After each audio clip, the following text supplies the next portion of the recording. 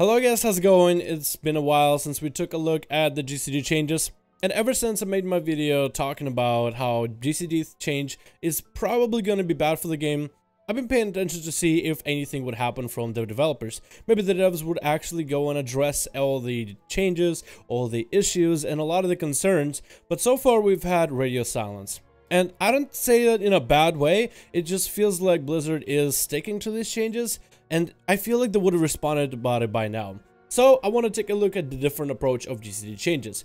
If Blizzard decides that these changes are going to be very good for the game, I wanted to break down and find some of the positive things that I can find out of the BFA GCD changes. Now, if you watched my previous video, you will know I'm not a fan, but I am willing to play the devil's advocate to give you guys a different perspective, and these are the best things that I can come up with that are advantageous when it comes to the BFA and the GCD changes that'll come out to the game. Now, I'm not going to compare them against the negatives because I feel like they do outweigh for the most part, but just looking at all the positives that I can scrape around every single corner. So without further ado, let's get in the video and take a look at what positive changes can come from the GCD change in BFA. The first change is to limit ability bloat, and I have to explain this one. One of the things that Blizzard wants to do is eliminate the macroing and just combining and stacking a bunch of cooldowns together. A lot of classes in BFA and in Legion right now do survive on the ability that they need to combo a bunch of abilities together. Fury Warrior being a perfect example. But I do kind of understand from the GCD change of what they're trying to do. When I'm trying to get myself a burst setup for the Arcane Mage or for the Frost Mage or some of the other classes in the game, sometimes some of these classes, especially with lack of rigorous practice, if you were to put every single one of those abilities that you need to press in a fast sequence back to back on separate keybinds, then it feels like for a moment when you get your opener, you have your normal pace of rotation and then your fingers go all over the keyboard and then you go back to normal pace of rotation. So on that regard, I can kind of see it. There's a lot of abilities that I'm kind of just pressing at the same time. I'm not just pressing one spell into another, into the next, into the next. I'm basically having my fingers on two different keybinds as I'm casting a spell, trying to get myself a buff in order to follow up into another ability, into a proc of another ability. So it feels like there's a lot of fingers on my keyboard all at the same time. And I feel like it feels that there's an octopus on my keyboard, just trying to squiggle all over the place and just trying to press as many keys as possible. And unless you've had practice with these abilities, it just feels a little bit weird and unnatural for the longest time. And you just that's something you always have to get used to.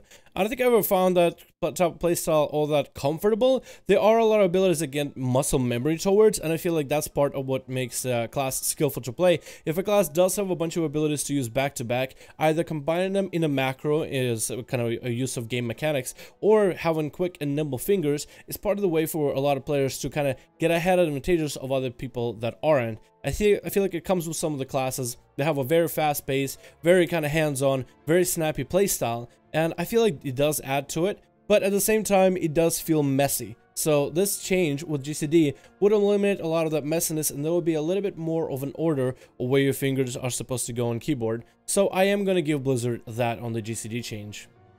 Number 2 on the list is buffs turning into spells. And that's something that a lot of us are expecting out of Blizzard. If they're going to change abilities like Bloodthirst and Avatar and Battlecry for Fury Warriors to be all on a global cooldown, why won't they have or get an active effect to it?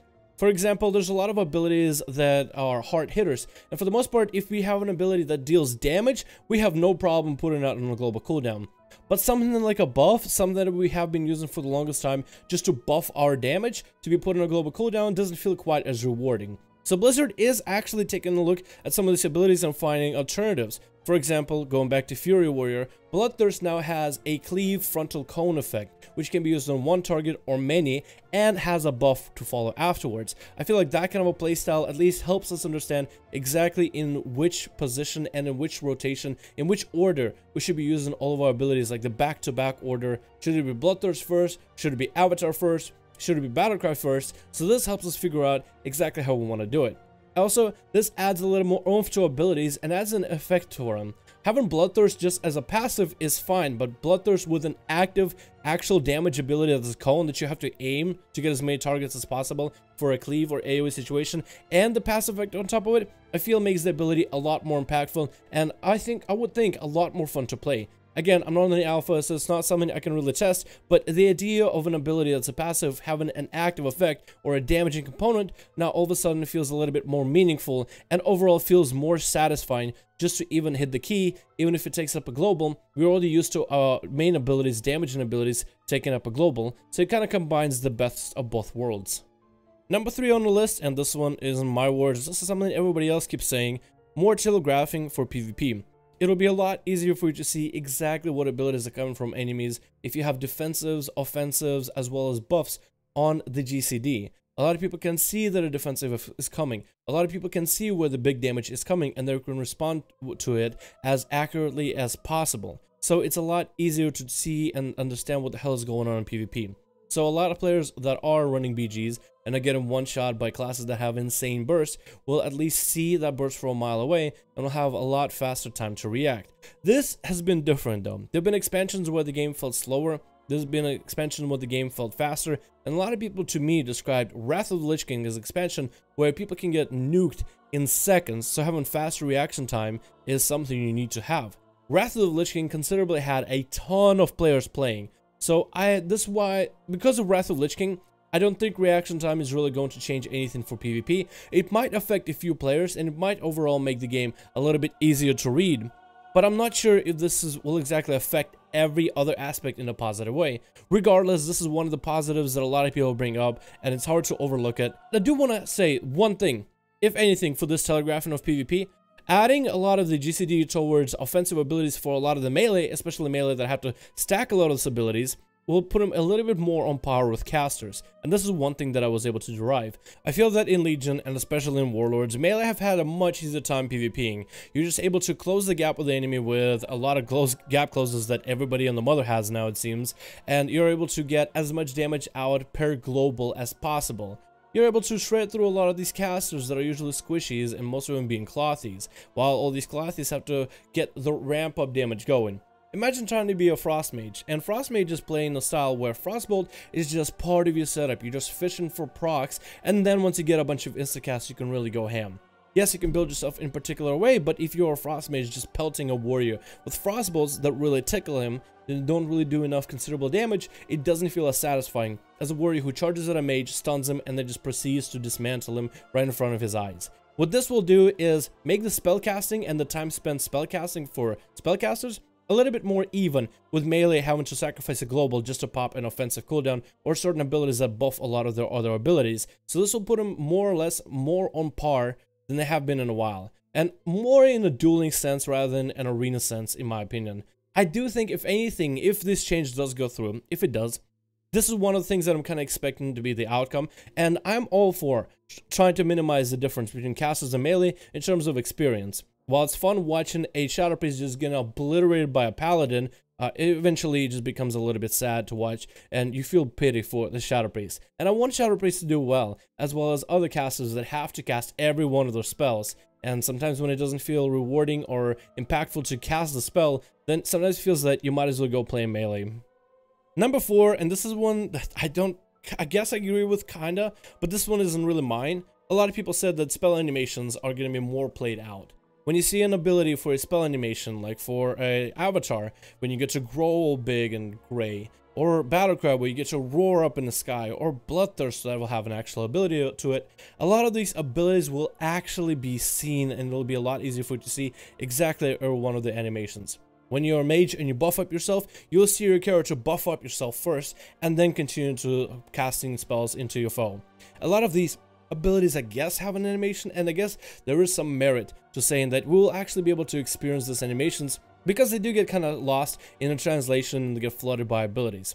I feel like in most cases, when people are going for competitive aspects of the game, PvP or PvE, animations is the least of the worries. In most cases, I think people are just trying to maximize the cooldown. But I guess it would be nice for the game to slow down to the point where you can actually see what your character is doing and appreciate the graphic fidelity and the animations that somebody had to spend time working on. And number 5, which I think is hilarious, this game is going to be even more controller accessible than ever before.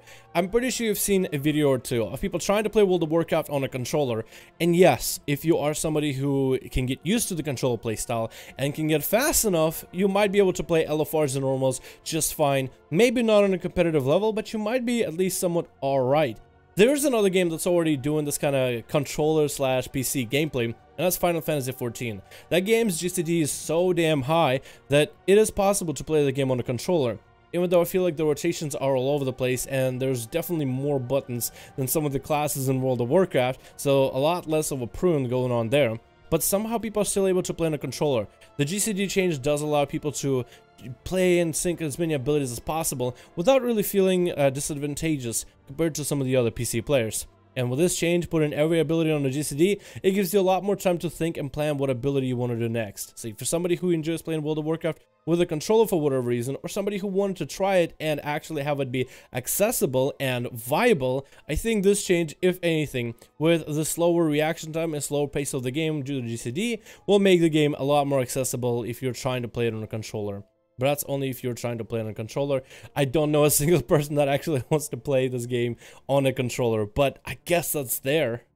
Anyway guys, that's all I have about GCD change. Still, I stand by the idea that it might be bad for the game, but after letting it simmer for a while, I guess there are some positives you can get out of it. So it's not completely a terrible idea, but I guess time will decide, as well as maybe the community and feedback from the developers will decide if this is going to stay in the game or if this is not going to be in the game.